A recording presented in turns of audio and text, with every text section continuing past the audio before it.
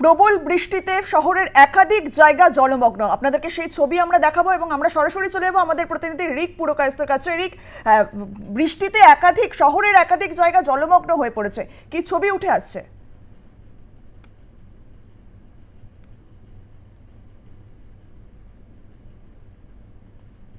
রিক, শুনতে পাচ্ছ?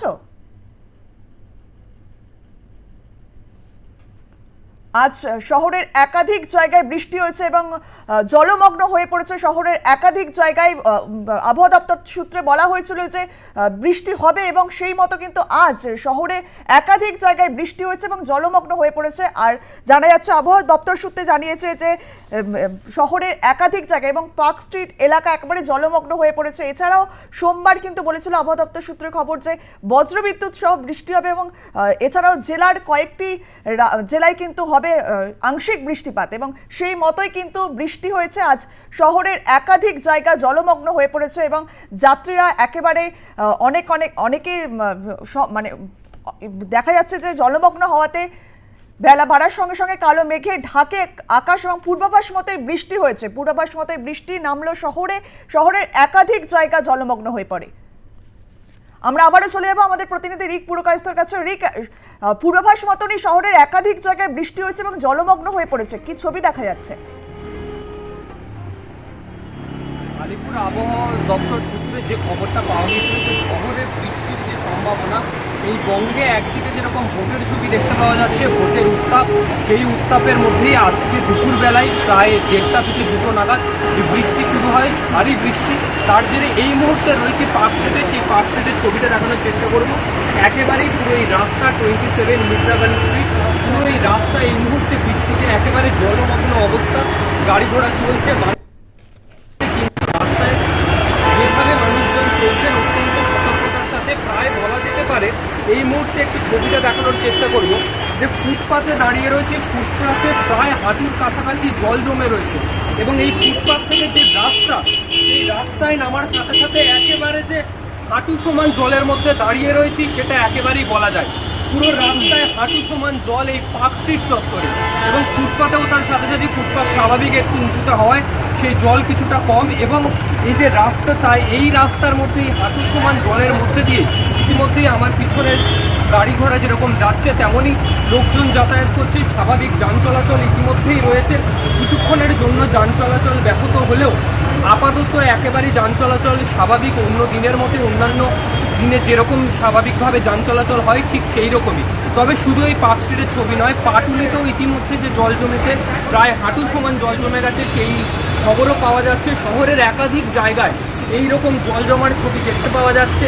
তবে যে এই রকম খাস কলকাতার বুকে হাঁটু সমান জল, যে পৌরসভার তরফ থেকে যে খবর আসছে যে এই জল যত দ্রুত সম্ভব এখান থেকে জল চলে যাবে, ড্রেনেজ সিস্টেম সক্রিয় হয়ে গিয়েছে।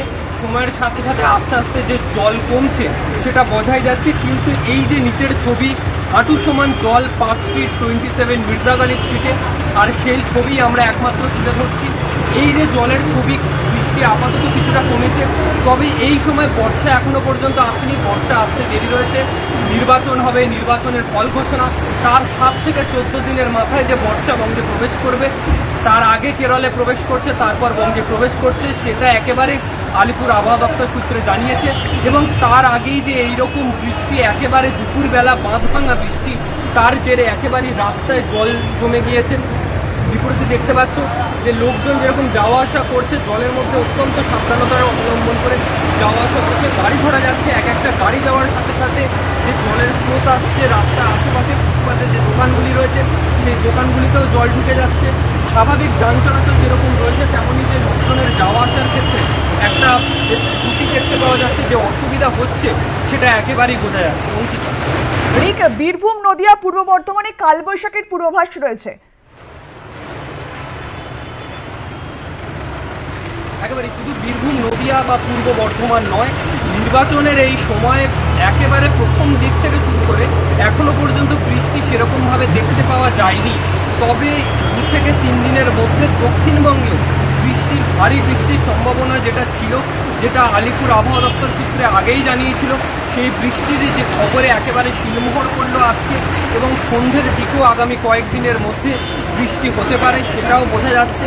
দক্ষিণবঙ্গের পাশাপাশি বীরভূম, মেদিনীপুর, পুরুলিয়া, বাঁকুড়া এই সমস্ত জেলাগুলিতেও এখনো পর্যন্ত হালকা বৃষ্টি হলেও কালবৈশাখীর একটা পূর্বাভাস রয়েছে।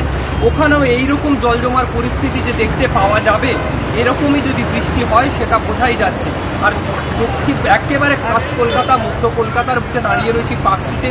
সেখানের যে ছবিটা বারবার দেখাচ্ছি, আমার পিছনের ছবি, একেবারেই জল জমে রয়েছেন, লোকজন যাওয়া আসা করছে, স্বাভাবিকভাবেই যাওয়া আসার চেষ্টা করছে, যতটা স্বাভাবিক বা বলা চলে যে যতটা সতর্কতার সাথে যাওয়া আসা করা সম্ভব সেই সতর্কতা অবলম্বন করেই যাওয়া আসা চলছে।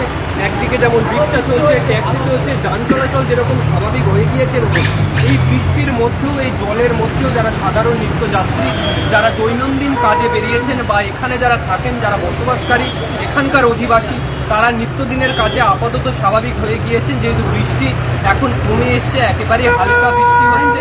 তবে যে ভারী বৃষ্টি যেটা দেখতে পাওয়া গিয়েছিল, যান চলাচল ব্যাহত হয়েছিল গোটাই ধর্মতলা, পার্কস্ট্রিট চত্বর জুড়ে, এবং তারপরে এই যে জল জমা, এই হাঁটু সমান জল জমার ছবি দেখতে পাওয়া যাচ্ছে, এবং তার পাশাপাশি আপাতত যান চলাচল স্বাভাবিক। এবং পৌরসভার পক্ষ থেকে যেটা জানানো হয়েছে যে এই জল যত দ্রুত সম্ভব এখান থেকে উঠে যাবে। নিকাশি ব্যবস্থা বা ড্রেনেজ সিস্টেম ইতিমধ্যেই সেই সিস্টেম সক্রিয় রয়েছে, জল যত দ্রুত সম্ভব বেরিয়ে যাবে এখান থেকে। ঘণ্টাখানিকের অপেক্ষা, যদি বৃষ্টি না হয় এই রাস্তা আবার স্বাভাবিক হবে। বেশ, ধন্যবাদ রিক। আপনাদেরকে সেই ছবি আমরা দেখালাম, পূর্বাভাস মতোই কিন্তু একেবারে কালো মেঘে ঢেকে গিয়েছিল, তারপরে কিন্তু বৃষ্টি শহরের একাধিক জায়গায় জলমগ্ন হয়ে পড়ে এই বৃষ্টির কারণে।